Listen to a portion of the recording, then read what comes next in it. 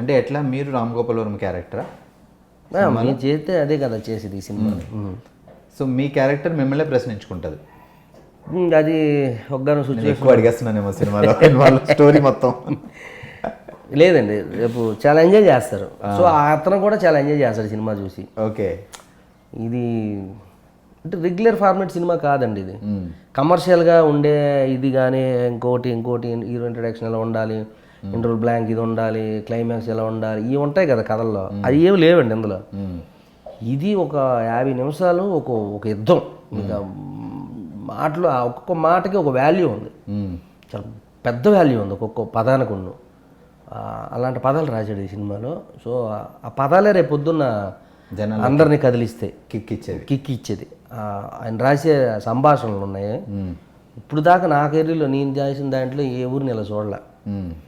త్రివిక్రమ్ గారిని ఒకరిని చూశాను ఇలాగా, ఆయన మాటలతో జనాలు కూర్చొని పెట్టేది. త్రివిక్రమ్ గారిని, పూరి జగన్నాథ్ గారు, హరీష్ శంకర్ గారు, కొరటాల శివ గారు, వీళ్ళు ఉన్నారు కొంతమంది డైరెక్టర్స్, పెద్ద డైరెక్టర్లు, రాజమౌళి గారు ఉంటారు కదా. వాళ్ళ డైలాగులు వింటుంటేనే మనకి కొన్ని సినిమాలు వాళ్ళ డైలాగుల వల్లే ఆడేస్తుంటాయి చూడండి. అలాగా ఈ సినిమాకి డైలాగే హీరో, డైలాగే కథ, డైలాగే ప్రాణం ఈ సినిమాకి. ఆయన రాసే పదాలే నేను చెప్పలేకపోయినాయి, నా వల్ల కాలే, కానీ నాతో చెప్పించారు అతను. అది నాకు నాలుగు కూడా తిరగలేదు. ఆ పదాలు మాడ్యులేట్ చేయాలి, కొంచెం మిమిక్ చేయాలి ఇన్ని అంతే. నేను ఈ సినిమాకి పడిన టార్చరు నా జీవితంలో ఏ సినిమాకి పడలా. అంటే ఇప్పుడు కమర్షియల్గా సినిమాలు చేస్తున్నాను, దానికి చేతులు దెబ్బలు తగులుతాయి, మోకాలు తగులుతాయి, అన్నీ తగులుతాయి, కానీ అది నాకు కష్టం అనిపించలే. కానీ ఈ సినిమాకి ఇక్కడ పడ్డది దెబ్బ నాకు. అది ఎలా అంటే కొన్ని సిచ్యువేషన్లో స్టక్ అయిపోయాడు నేనే. ఎందుకంటే అందరూ చూస్తుంటారు కదా, 24 క్రాఫ్ట్స్ వర్క్ చేస్తారు షూటింగ్లో. ఆ టైంకి ఆ డైలాగ్ చెప్పాలి, మనకేం రాదు, మనం ఇప్పుడు పలకలేదు అలాంటి పదాలు. ఆ క్లారిటీ లేకపోతే డైలాగ్ మీనింగ్ పోద్ది. అవన్నీ మైండ్లో పెట్టుకొని నేను దండం పెట్టేసాను ఆయనకి లొకేషన్లో.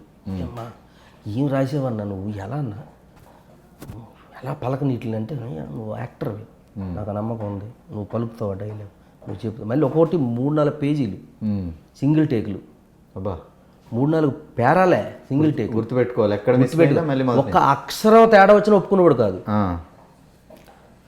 ఒక మధ్యలో ఒక వా కానీ, నా కానీ, టీ కానీ, కీ కానీ ఒక్కటి మిస్ అయిపోయినా, కీ బదులు కూ అనకూడదు, కూ బదులు కా అనకూడదు.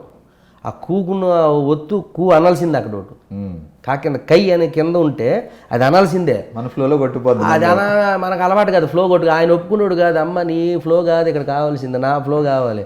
అక్కడ ఉన్న ప్రతి ఒత్తు నువ్వు పలకాల్సిందే అన్నాడు. అన్న ఎలా అన్నా నీకు దండం అన్న అవుద్దా ఇది.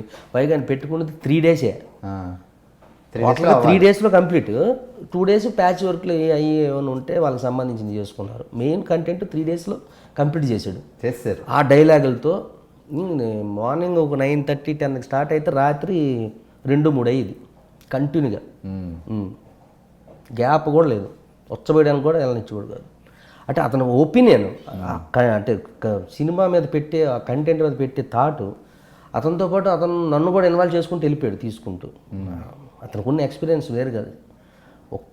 ఒక 100 సినిమాలకు వర్క్ చేసిన డైరెక్టర్ అంత మ్యాటర్ ఉంది ఆయనలో. ఎందుకంటే ఉన్నాడు కాబట్టి 100 సినిమాలకి పని చేసాడు ఇతను. సీనియర్ జర్నలిస్ట్ గత 35-40 సంవత్సరాల నుంచి అదంతా పెట్టాడు ఈ సినిమాలో. ఆ 35 సంవత్సరాల ఎక్స్పీరియన్స్ నిన్నగాక మనం వచ్చిన రోడ్డు మీద పెడితే ఆడ తట్టుకోగలడా?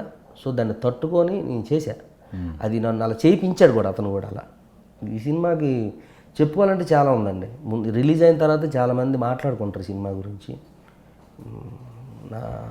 నా కష్టం కనిపిస్తుంది సినిమాలో. ఆయన ప్రతిభ కనిపిస్తుంది. ఆయన మాట్లాడే మాటలు రాశాడు, అది కనిపిస్తుంది బాగా సినిమాలో. సో రామ్ గోపాల్ వర్మ గారికి చెప్పాల్సిందా? రామ్ గోపాల్ వర్మ గారు ఇంట్లో కూర్చోబెట్టి చెప్పినట్టు ఒకే ఇంట్లో అనిపించింది ట్రైలర్ మొత్తం. ఒకే ఇంట్లోనే షూటింగ్ కూడా ఒకే ఇంట్లో చేశారు. అంటే ఆ కంటెంట్కి అంతే, ఏదో ఒక ప్లేస్ కావాలి, ఒక హౌస్ కావాలి, అందులోనే కంటెంట్. ఇంకా బయటికి వెళ్ళడానికి కూడా లేదు. ఒక ఇల్లు తీసుకొని దాంట్లోనే డిఫరెంట్ ప్లేసెస్, అందులోనే వేరియేషన్స్ ఆర్టిస్టులు కానీ అందరూ ఇన్వాల్వ్ అవ్వడం, అందులోనే అక్కడే కంటెంట్.